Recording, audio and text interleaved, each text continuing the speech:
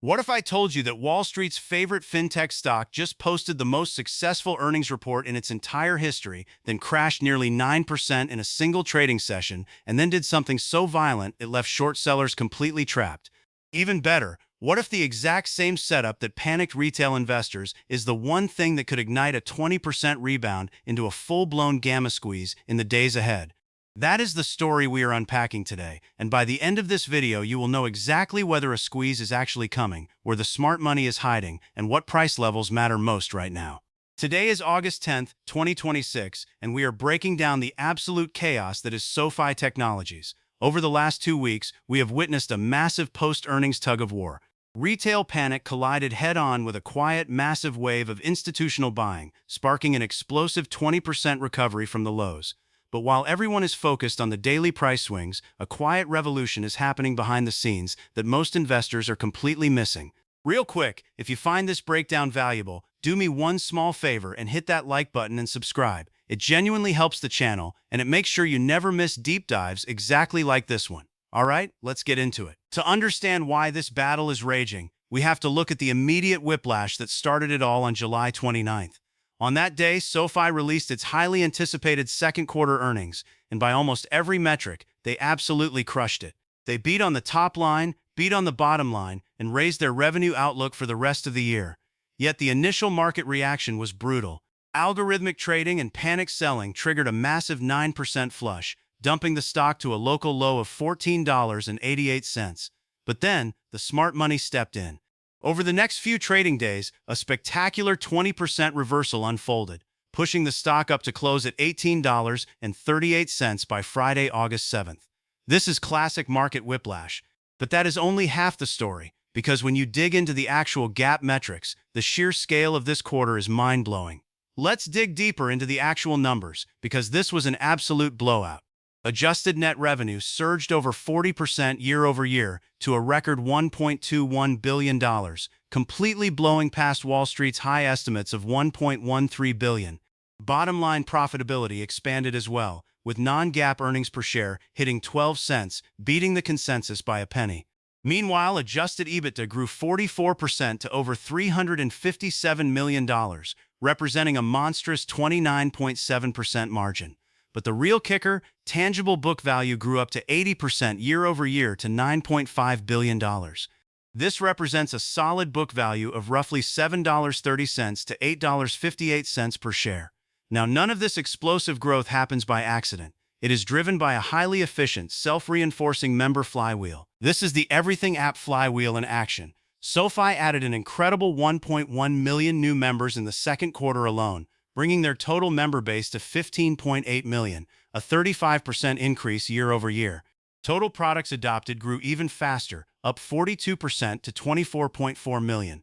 But here is the killer metric. 51% of all new product openings now come from existing members, up from just 35% last year. This means customer acquisition costs are plunging, because users are buying more products without SoFi spending a dime on new marketing. On top of that, their $40 billion deposit base saves them over $712 million in annualized interest expenses compared to high-cost warehouse lines. But while these growth numbers look incredible, there is one hidden area of friction we have to address, and it explains exactly why the stock initially plunged. So if the earnings were this good, why did the stock dump 9%? It comes down to guidance and near-term caution. While management raised full-year adjusted revenue guidance to a massive $4.8 billion, they kept their adjusted EBITDA flat at $1.6 billion and earnings per share flat at 60 cents. Wall Street hated this, but if we look closer, it is actually highly strategic. First, CEO Anthony Noto revealed they modeled their guidance for 2 Fed rate hikes instead of rate cuts, taking a highly conservative stance. Second, they are aggressively reinvesting incremental revenue back into high-margin growth like their new premium tier SoFi Plus and their AI coach. And third, Galileo and business-to-business revenues fell 23% to $84.5 million as a major client transitioned off their platform in late 2025. While retail investors saw these headwinds as a reason to panic and dump their shares, the absolute smartest money on Wall Street saw it as a lifetime opportunity. While retail was panic selling SoFi during the pre-earnings washout down to a 52-week low of $14.92, Wall Street's primary dealers were quietly loading the boat. In the last quarter, 488 institutional investors added to their positions. Let's look at the giants. UBS Group increased its holding by a staggering 136%, adding 21 million shares. Cube Research boosted its position by nearly 400%, adding 13.3 million shares. Jane Street added over 8 million shares. Even Goldman Sachs and Morgan Stanley stepped in, adding 8 million and 7.9 million shares respectively. The big banks are not just watching, they are aggressively building a massive institutional floor under this stock. And this institutional backstop is exactly what set the stage for the chaotic, highly structured trading sequence we saw unfold last week. Let's break down the anatomy of this violent reversal. On July 29th, the earnings release triggered complete capitulation, washing out weak hands on a massive volume of 193 million shares to close at $14.88. The very next day, on July 30th, the market realized the mistake. Dip buying commenced as investors realized SoFi's $40 billion deposit base was a massive unfair advantage, driving a recovery close of $16.47. Then, on August 3rd, the real fireworks started. The stock soared 9% to close at $18.03 on 83 million shares, fueled by a brilliant contrarian report highlighting that SoFi's members had grown 518% over 5 years, while the stock price was down 21%. By the end of the week, the price coiled beautifully, consolidating at $18.38. This dramatic price recovery was not just driven by retail realization, it was supercharged by two brand-new, revolutionary catalysts. SoFi just landed two monumental deals that completely redefined their business. First, they signed a massive partnership with Notre Dame Athletics, becoming the official financial services partner and the first-ever jersey patch sponsor across 26 varsity sports, backed by a $1.4 million annual scholarship and career fund. This is massive for capturing high lifetime value Gen Z customers right on campus. Second, on August 5th, they democratized private markets by launching 3 private equity funds with Kaz Investments and AngelList. For the first time ever, retail members can invest in private tech giants like OpenAI, SpaceX, Anthropic, and Anduril for a $500 minimum. This is an asset-light, fee-generating goldmine.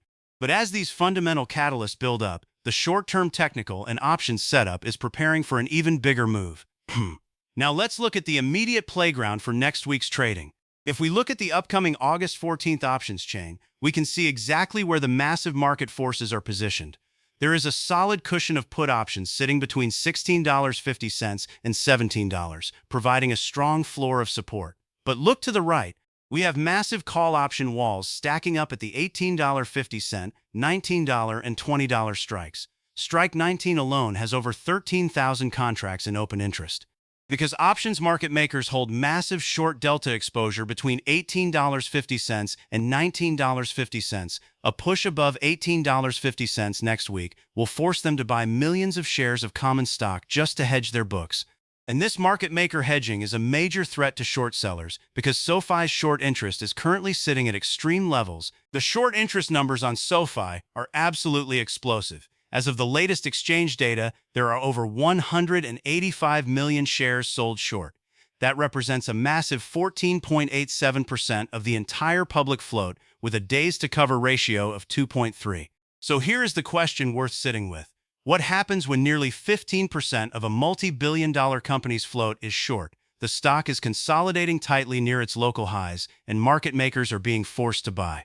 If we break above that $18.50 level, the combination of market makers buying shares to hedge call options and short sellers panicking to cover their positions could trigger a violent, unstoppable gamma squeeze. To see exactly where this breakout could take us, we have to look directly at the daily technical chart. Let's map out the technical battleground. SoFi's current price of $18.38 sits in a highly coiled, bullish consolidation pattern. Our daily RSI is at a healthy 55.57, meaning we have plenty of room to run before becoming overbought. For support, our immediate floor is the $18 to $18.12 zone. Below that, we have strong short-term support at the daily 50 EMA at $17.27 and the daily 20 EMA at $17.10. The ultimate line in the sand is the gap-up support at $16.45 to $16.50. On the upside, the immediate hurdle is $18.50 to $18.59. If we clear that, the next major target is the daily 200 EMA at $19.12, which is the ultimate breakout trigger. So what is all this actually worth when we look beyond the short-term chart and focus on the multi-year fundamentals? Right now, Wall Street is valuing SoFi as a traditional, slow-growth bank, which is a massive market inefficiency. The stock currently trades at a highly compressed 20 to 23 times forward earnings, even though they are compounding top-line revenue at over 30% annually and have achieved 11 consecutive profitable quarters. But as their capital-light, high-margin, fee-driven wealth management division scales up, Wall Street will be forced to value them as a technology company. Looking ahead to 2027, consensus estimates project earnings per share to expand by up to 53% to 82 cents. At our current price, that means the stock is trading at an incredibly cheap forward price-to-earnings ratio of just 20.9. This valuation mismatch gives us a highly profitable opportunity, regardless of whether you are a short-term trader or a long-term investor. So how do we play this? Here are your two exact trading blueprints. If you are a short-term swing trader, your strategy is to buy a partial position in the $18 to $18.25 range, and then add aggressively on a daily close above the resistance at $18.59. Your targets are $19.12 and then $20.14, with a strict stop loss on a daily close below $17.10. But if you are a long-term investor, your strategy is simple. Build a one-third starter position at today's price of $18.38 and keep limit orders ready to scoop up any panic-driven dips in the $16.45 to $17.10 zone. Your long-term target is $24 to $25 over the next 12 months and up to $49 over the next 3 to 5 years. But as compelling as this setup is, a professional investor must always manage risk by watching the critical downside indicators. Before we make our final decision, we have to look at the 3 risks on our watch list. First, we must monitor the Galileo business-to-business technology division. It saw a 23% revenue drop this quarter, and we need to see successful new client onboarding to prove this division is stabilizing. Second, we must track consumer credit health and personal loan net charge-offs. While this metric actually improved from 2.83% down to 2.62%, consumer debt remains a macro threat. And third, we must monitor second-half profit margins. Because management capped near-term EBITDA guidance, SoFi must successfully track toward its long-term 36 to 38% profit margin target to justify this high valuation.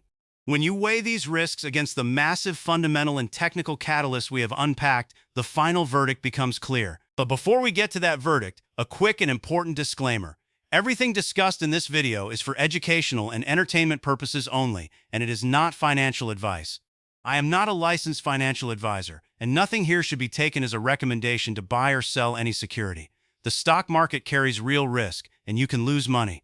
Please do your own research and consult with a qualified financial professional before making any investment decisions. With that said, let's bring it all together. This brings us to the final verdict. SoFi is shaping up as a convincing, high-conviction opportunity on the dip. The temporary guidance panic on July 29th was a gift, creating a rare asymmetrical risk-to-reward setup. We have heavy institutional accumulation from the world's biggest banks, a chart that has coiled beautifully into a strong technical rebound, and a top-line growth engine that is vastly undervalued. The valuation derating appears to be over, and the high-margin, asset-light AWS of fintech expansion has begun. Whether you are watching for the short-term gamma squeeze next week or holding for the massive multi-year compounding story, SoFi looks primed and ready to go. Now I want to hear from you. Here is my thoughtful question of the day. If SoFi does break above $18.50 next week, do you think the gamma squeeze plays out and sends this to $19 and beyond, or do you think the shorts hold their ground and crush the rally? Drop your prediction and your price target in the comments below, because I read every single one. And if this deep dive helped you understand the setup, please smash that like button, hit subscribe, and turn on the notification bell so you never miss the next breakdown. Thank you so much for watching, and I will see you in the next one.